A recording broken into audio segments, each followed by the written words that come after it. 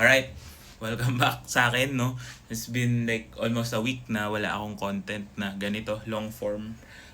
But may duman sa newsfeed ko while I was doing something, no? May mga personal agendas that I need to fix. May duman sa newsfeed ko about a teacher ranting. Hindi man siguro ranting, but more of an awareness post about, having proper mentors and also for teachers to be able to teach properly yung mga students. Kasi ako sobrang disappointed na ako talaga. Kaya nga I started doing a lot of this content para makatulong sa mga taong gusto talaga mag-aral, no? Kasi ang nangyayari talaga sa mundo natin, hindi naman natin din sila masisi is a lot of teachers are teaching for just the money itself. No? And kahit saang bagay, pag inuna mo yung pera, pag pera yung priority mo, nakakalimutan mo na yung mga values mo, nawawalan ka na ng values, nawawalan ka ng integrity. Yung iba, ganun na yung nangyayari. No? Kasi ang nangyayari sa music instruction ngayon is parang, trendy siya. Sige, violin. Daming gusto mag-aral ng violin, di ba? Sige, turo tayo. Sige, aralin natin, ganito. Mag-YouTube tayo, tapos turo natin sa iba. Ganun yung nangyayari, no? Matagal na to nangyayari, but because of information and technology, parang mas lumaganap lang, mas naging aware lang din yung mga tao, no? And ako as a teacher for almost 20 years na rin, no, na parang hindi naman to wala namang masama magturo talaga if you are doing it for the right reasons, 'di ba? And don't do it just for the money. Sabi nga nila, no, sa music kasi ganito yung pera dadating sa'yo kapag ikaw ay maayos magtrabaho, kapag tapat ka sa serbisyo mo. 'Di ba? Hindi ka lalapitan ng pera kung nanloloko ka ng iba, kung hindi ka mapagkakatiwalaan. 'Di ba? Because, it's a small industry.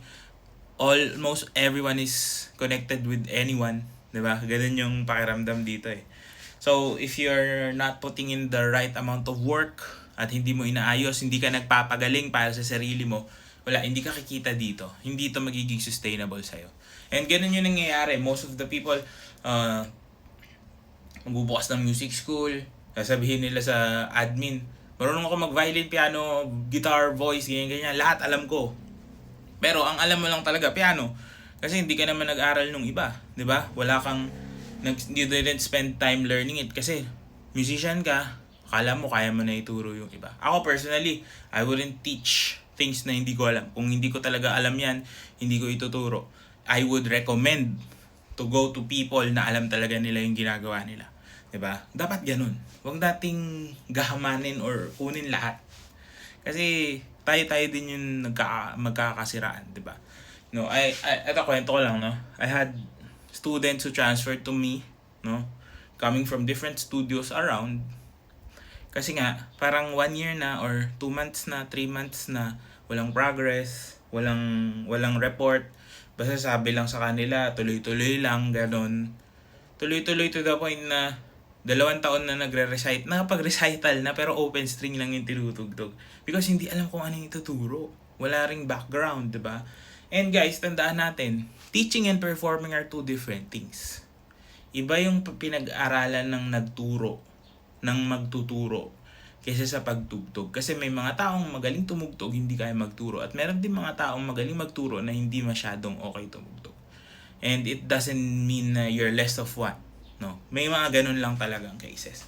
So, wala, ganun talaga no? Matagal na tong lumalaganap.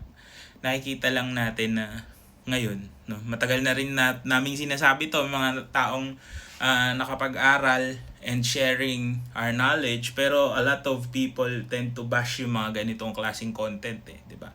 Na parang kapag-aral lang kayo kaya ganyan. No? That's why nandito kami. That's why we're standing in to help you out, di ba? Kasi nga alam namin yung ginagawa namin. So, lang naman, just be careful. Yun lang yung masasabi ko. Sabi ko nga, if you're looking for mentors, huwag kayong mahiya or huwag kayong matakot na humingi sa kanila ng mga performances nila. Huwag kayong mahiyang alamin kung saan sila nag-aral, sinong nagturo sa kanila, saang school sila, no? Because you're paying, no? Hindi ko sinasabing mas mura, pangit na agad, no? May mga taong mura pa sumingil because again, nagsisimula pa lang sila. No, you can give them a chance, no, mga music students.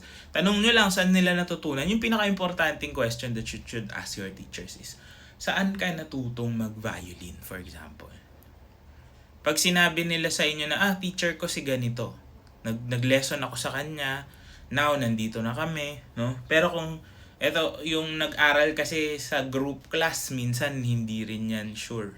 Kasi hindi siya natuturuan ng sistema. Or sasabihin sa'yo, nag-YouTube lang. No, huwag tayo magpaturo sa ganun. Hindi sa discourage natin yung pag-aaral. But, learn it properly, please. No? Kasi sayang yung oras nyo talaga. Ang dami kong students, mapa-adult beginners, mapa-kids who started learning at an early age. Pero mali yung turo sa kanila. Wala. Nasasayang yung oras eh. Instead of going to mentors na talagang alam na nila yung ginagawa nila. Diba? Ako din naman, nagsimula ako at very, very low rate eh. 'Di ba? Tumaas lang kasi I had students na umokay. 'Di ba? Kasi naging effective yung ginagawa natin na may mga natututunan tayo. And we also invest in ourselves. 'Di ba? Nagtapos tayo ng pag-aaral. Pagkatapos ng pag-aaral, a-attend tayo ng mga seminars, ng mga master classes, nagpapa-lesson tayo kung saan-saan. 'Di ba, sa mga reputable na mga mentors and teachers, 'di ba? Kaya nagmamahal yung rate. It's not because gusto ko lang taasan. Hindi ganoon, no. Kaya nagmamahal yung rate ng iba. It's because nadadagdagan yung knowledge nila. Kaya ako lagi ko sinasabi, kung teacher ka, dapat lagi kang nag-aaral. You don't stop learning. Kasi pag tumigil ka ng pag-aaral, wala. Ano pang mako-contribute mo? Ano pang maituturo mo?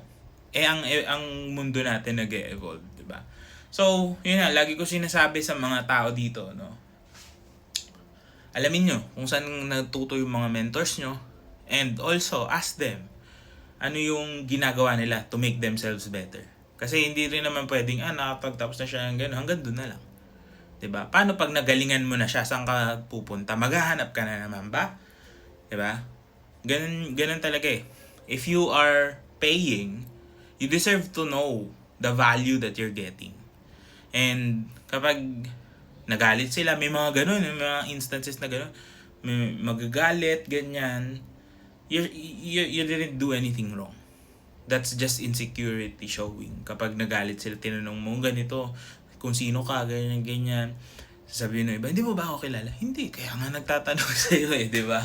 Kaya nga tinatanong ka eh. Don't take it personally naman para sa mga teachers. Kapag nagtanong na ganun yung mga students, or yung mga potential clients nyo, no? They just want to get the value kung ano yung bibigay nyo. Kasi, pagtuturo kasi is the most stable, for me most stable job that you could have as a musician. Kasi, kung kaya mong mag-alaga ng students mo, if they know that they're getting real value, hindi ka nila aalisan, hindi sila lilipat, hindi sila magsa-stop, magko-continue sila. Kasi alam nila na, marami akong natututunan dito. Marami akong magagawa kapag sinunod ko yung turo niya. Yun ang importante. Kasi pag nagsimula tayong, again, to teach for just the sake of it, for just the money, wala. Sayang yung effort na bibigay natin. Hindi ito pag yung industry na magpapayaman sa'yo when it comes to money, no? Kasi we're limited by the time that we have. But this will certainly fulfill you kung tama yung ginagawa mo. Kasi makikita mo yung mga product mo, yung mga students mo, nagpapagaling din ng ibang mga students when the time comes na sila na yung nagtuturo, sila na yung nagpe-perform. So please, let's just stay on our lanes. Kung hindi mo alam yan, huwag mo ituro. Leave it to other people. Leave it to the experts para hindi nasasayang yung binabayad nyo. And of course, customers, clients, alamin nyo lang kung ano yung nakukuha nyo. Sana maging makapulutan to ng aral. If you did, comment down below. And I'll see you on the next one. Good luck sa inyo.